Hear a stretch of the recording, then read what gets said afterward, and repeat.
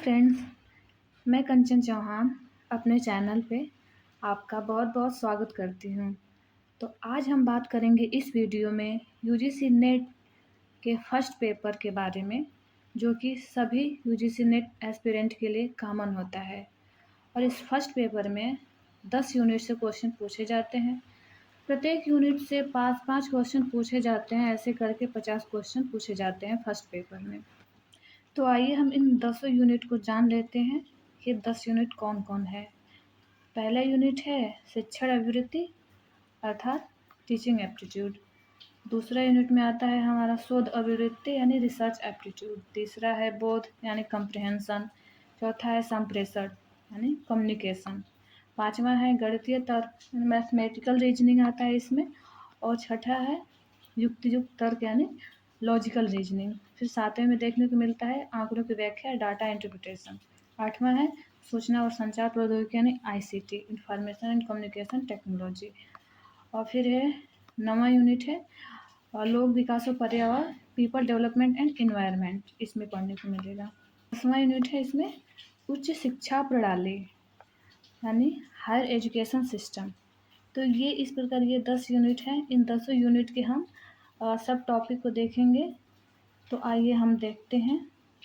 पहले से स्टार्ट करते हैं टीचिंग एप्टीट्यूड से कि इसमें क्या-क्या हमें पढ़ना पड़ता है। तो शिक्षण अभिवृत्ति में हमें शिक्षण की अवधारणाएं, उसके उद्देश्य, शिक्षण का स्तर, स्मरण स्तर, शक्ति, इसमें समझ और विचारात्मक और इनकी विशेषताएं, फिर मूल अपेक्षाएं हमें पढ़ना है।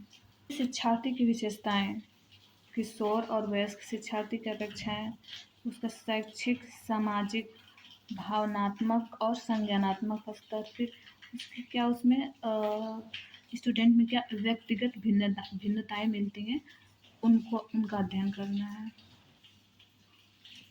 फिर है शिक्षण प्रभाव तत्व, शिक्षक, सहायक सामग्री, संस्थागत सुविधाएं और शैक्षिक वातावरण। नेक्स्ट है उच्च अधिगम संस्थाओं में शिक्षण की पद्धति यानी हायर एजुकेशन में कौन कौन सी शिक्षण की पद्धति अपनाई जाती है।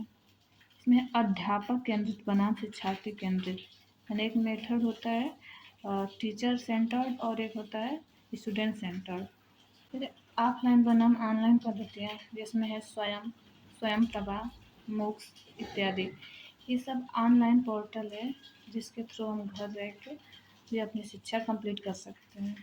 शिक्षण सहायक सामग्री परंपरागत, आधुनिक और आईसीटी आधारित। नेक्स्ट है मूल्यांकन प्रणालियाँ। इसमें है मूल्यांकन के तत्व और प्रकार, उच्च शिक्षा में विकल्प आधारित क्रेडिट प्रणाली में मूल्यांकन, फिर कंप्यूटर आधारित परीक्षा, मूल्यांकन पद्धतियों में नवाचार। दूसरा यूनिट है रिसर्च एप्टीट्यूड। रिसर्च एप्टीट्यूड में हम देखेंगे क्या क्या पढ़ना है हमें। इसमें पढ़ना है शोध का अर्थ और प्रकार, उसकी विशेषताएं, प्रत्यक्षवाद एवं उत्तर प्रत्यक्षवाद, शोध के उपागम। ये दोनों शोध से बहुत सारे क्वेश्चन पूछे जाते हैं। नेक्स्ट है शोध पद्धतियाँ। इसमें प्रयोगात्मक, विवरणात्मक, ऐतिहासिक, गुणात्मक एवं मात्रात्मक जो रिसर्च होते हैं वो। फिर नेक्स्ट है शोध के चरण, शोध प्रबंधन एवं आलेख लेखन, फॉर्मेट और संदर्भ की शैली, रेफरेंसिंग शैली को पढ़ना है। नेक्स्ट है शोध में आईसीटी का अनुप्रयोग। फिर है शोध नैतिकता। तीसरा यूनिट है बोध यानी कम्प्रिहेंशन। इस यूनिट में एक गद्यांश दिया जाता है, उस गद्यांश से ही संबंधित 5 क्वेश्चन पूछे जाते हैं।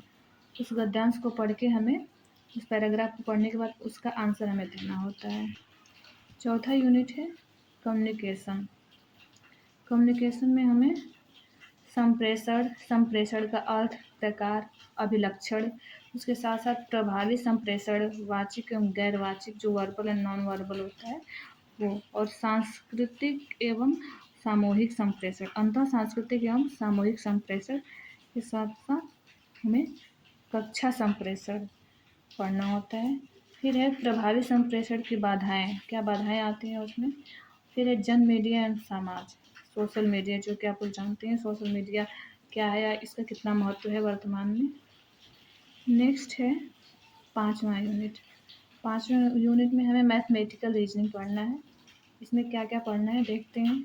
इसमें हमें पढ़ना है तर्क के प्रकार, संख्या श्रेणी, अक्षर श्रृंखला, फुट और संबंध, ये जो कि रीजनिंग के पार्ट हैं। फिर इसमें गणितीय अभिवृत्ति, इसमें हमें अंश, समय और दूरी, अनुपात, समानुपात, प्रतिशतता, लाभ और हानि, ब्याज और छूट और औसत आदि, इसके बारे में हमें गहन अध्ययन करना है। इस यूनिट से भी पास क्वेश्चन पूछे जाते हैं। नेक्स्ट यूनिट है 6वां, ये है लॉजिकल रीजनिंग। लॉजिकल रीजनिंग में हमें इसमें युक्ति के ढांचे का बोध, ये थोड़ा टफ पड़ता है लॉजिकल रीजनिंग। तर्क वाक्य का ढांचा, अवस्था और आकृति, औपचारिक एवं अनौपचारिक युक्ति दोष, भाषा का प्रयोग, शब्दों का लक्ष्यार्थ और वास्तव्यार्थ, विरोध का परंपरागत वर्ग। इसको हम इंग्लिश में समझेंगे तो भी हमें अच्छे से समझ में आता है, हिंदी में और ये टफ पड़ता है। इसमें नेक्स्ट है युक्ति के प्रकार, निगमनात्मक और आगमनात्मक युक्ति का मूल्यांकन और विशिष्टीकरण। फिर अनुरूपताएं। नेक्स्ट है वेन का आरेख, तर्क की वैधता सुनिश्चित करने के लिए वेन आरेख का सरल और बहुप्रयोग, भारतीय तर्कशास्त्र ज्ञान के साधन। नेक्स्ट है प्रमाण, प्रत्यक्ष, अनुमान, उपमान, शब्द, अर्थापत्ति और अनुपलब्धि। इनसे तो हर साल एक न एक क्वेश्चन पूछता ही। ये लॉजिकल रीजनिंग का सबसे मुख्य भाग है, मुख्य टॉपिक कह सकते हैं जिनसे कि क्वेश्चन पूछता है। फिर अनुमान की संरचना, प्रकार, व्याप्ति, हेत्वाभास, ये भी मुख्य है। इसके साथ साथ जो ये निगमनात्मक और जो आगमनात्मक युक्ति है, इससे ये इसमें बहुत मुख्य है। नेक्स्ट है डाटा इंटरप्रिटेशन। ये एक नंबर स्कोरिंग यूनिट है कहें तो फर्स्ट पेपर का, क्योंकि यदि हम प्रीवियस ईयर के जो भी जितने क्वेश्चन पूछा हुआ है डीआई से, यदि उसका हम प्रैक्टिस कर लेते हैं तो हम इसमें 5 नंबर आराम से ला सकते हैं। इसमें पूछा रहता है, उससे वही एक चार्ट दे देता है क्वेश्चन, और उसी से रिलेटेड 5 क्वेश्चन दिए रहते हैं और उसको पढ़ के हमें उसे हल करना रहता है। इसमें हमें प्रैक्टिस करना पड़ेगा आंकड़ों का स्रोत, प्राप्ति और वर्गीकरण, गुणात्मक एवं मात्रात्मक आंकड़े। इसमें चित्रगत जो वर्ड है, इसमें bar chart, histogram, pie chart, table chart and Rekha chart, और आंकड़ों का मानचित्र। फिर है आंकड़ों की व्याख्या, आंकड़े और उनका सुशासन, ये सब। नेक्स्ट है 8वां यूनिट आईसीटी। आईसीटी इसमें बहुत ज़्यादा हमें डीप नहीं पढ़ना रहता है, ऊपर ऊपर पढ़ना रहता है, और इससे भी ये भी एक नंबर स्कोरिंग ही यूनिट है। इसमें आईसीटी की सामान्य संक्षिप्तियाँ, इसे फुल फॉर्म से क्वेश्चन एक न एक मतलब पूछता ही है।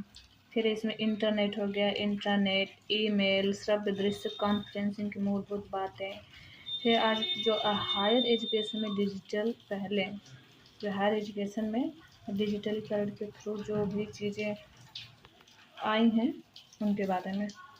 नेक्स्ट है आईसीटी और सुशासन। आईसीटी का सुशासन में कितना महत्वपूर्ण योगदान है वो तो हम देख ही रहे हैं।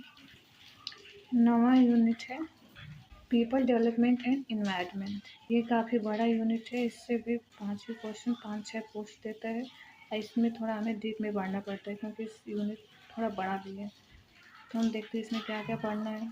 इसमें विकास और पर्यावरण, मिलेनियम विकास, संपोषणीय विकास का लक्ष्य क्या है, millennium development and sustainable development. Next है मानव और पर्यावरण संव्यवहार, नृजातीय क्रियाकलाप और पर्यावरण उनके प्रभाव। फिर पर्यावरण परक मुद्दे, स्थानीय, क्षेत्रीय और वैश्विक, वायु प्रदूषण, जल प्रदूषण, मृदा प्रदूषण, ध्वनि प्रदूषण, अपशिष्ट, अपशिष्टों में ठोस, तरल, बायोमेडिकल, जोखिमपूर्ण इलेक्ट्रॉनिक्स के जो भी वेस्ट मटेरियल हो रहे हैं वो। और फिर नेक्स्ट है जलवायु परिवर्तन और इसके सामाजिक, आर्थिक तथा राजनीतिक आयाम, ये मुख्य है इसमें। फिर मानव स्वास्थ्य पर प्रदूषकों का प्रभाव। नेक्स्ट है प्राकृतिक और ऊर्जा के स्रोत, इसमें है सौर, पवन, मृदा, जल, भूताप, बायोमास, नाभिकीय, जिससे एनर्जी बनाई जाती है। फिर नेक्स्ट है वन, प्राकृतिक जोखिम और आपदाएं और इनके न्यूनीकरण की युक्तियाँ। फिर है पर्यावरण संरक्षण अधिनियम 1986, जलवायु परिवर्तन संबंधी राष्ट्रीय कार्य योजना, अंतर्राष्ट्रीय समझौते में क्या क्या प्रयास किए गए हैं, इसमें जैसे मॉन्ट्रियल प्रोटोकॉल, रियो सम्मेलन, जैव विविधता सम्मेलन, क्योटो प्रोटोकॉल, पेरिस समझौता और अंतर्राष्ट्रीय सौर संधि इंटरनेशनल सोलर अलायंस जो 2015 में किया गया था। इन सब ये सारे के सारे टॉपिक मुख्य इन सब से क्वेश्चन पूछता है। लास्ट यूनिट है हायर एजुकेशन सिस्टम। इसमें है उच्च अधिगम संस्थाएं और प्राचीन भारत में शिक्षा। स्वतंत्रता के बाद भारत में उच्च अधिगम और शोध का उद्भव।